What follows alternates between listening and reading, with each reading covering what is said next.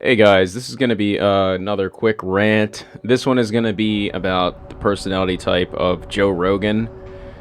I routinely see in the comment section under clips in which I've played a clip of Joe Rogan, I've seen people posting Joe Rogan's ESTP, but Joe Rogan's ESTP all over it, and it's like, okay, I don't know where this is coming from, but I have my guesses. Like, for one, I'd say that a lot of people in like the MBTI community, quote unquote, like I hope I'm not this channel's like not a part of it. That's why I kind of made this channel, is so that we can have a space that's away from the cringiness. But it looks like a lot of people, they see someone that exercises and gets out a lot. So someone that exercises regularly and is like semi, or at least like not semi, someone that is extroverted and some of the exercises, people are automatically like, that's the ESTP, that's an ESTP. So it could be one that like people in this community or people that are into personality type stuff, they are such basement dwellers and they get out so little, and they refrain from exercise so much that they just assume that people that do exercise are dominant at extroverted sensation. Or it could be from, or it could be a combination of both, or it could be from just a fundamental misunderstanding of extroverted sensation. So I'm going to read a passage from Psychological Types dealing with extroverted sensation. I've read a lot more of this in a previous video. I had one on ESTP versus ENTJ, which is like basically the same topic.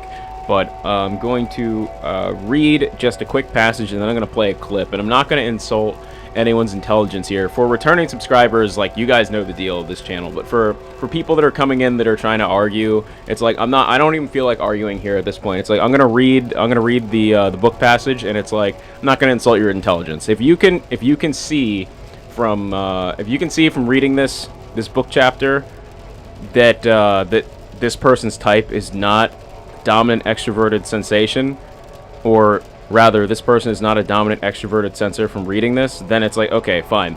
But if you can't, it's like I'm not going to sit here and debate you or anything like that, because you're flat out wrong, and there's nothing more to talk about if you still think that after I read this. All right, here it is. I'm going to read this section from Psychological Types. When he senses, everything essential has been said and done. Nothing can be more than concrete and actual. Conjectures that transcend or go beyond the concrete are only permitted on condition that they enhance sensation. This need not be in any way a pleasurable reinforcement, since this type is not a common voluptuary. He merely desires the strongest sensation, and this, by his very nature, he can receive only from without.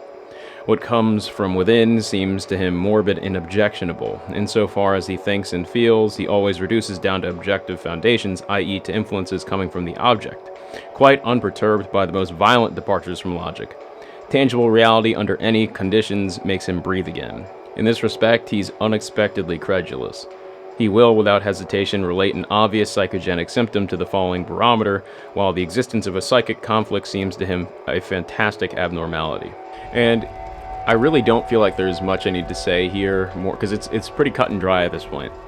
It's like, okay, so when he senses, everything essential has been said and done. Nothing can be more than concrete and actual.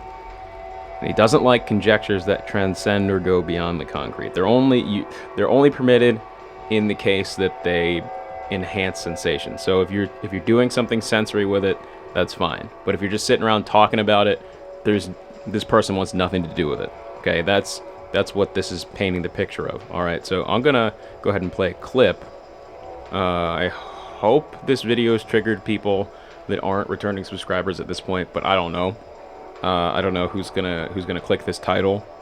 We'll see. Hopefully we get some people that are like, nah, man, he's ESTP, bro. Like, I don't know. I don't know what we're gonna get, but hopefully we get some kind of discussion here, because I've seen this a lot and it's kind of ridiculous. How much of you subscribes to the idea that what we're looking at is some sort of a chemical gateway? Chemical gateway to what? Whatever it is. To whatever that DMT experience is. That this is something that your brain has the ability to travel to. But, I mean, since we know that the body does produce this, and we know that it's possible for people to, I mean, I've never done it, but I know that people who do Kundalini yoga have apparently reported trip-like experiences that are very similar to a real DMT flash. Mm-hmm. So the mind has this ability to do this on its own. What do you think that is that something worth considering? That this is some sort of a pathway to a nearby dimension, or to something that's around us all the time, but we just don't have access to with normal neurochemistry? You know, there's Is it too many what ifs, or who knows? No, I mean, there's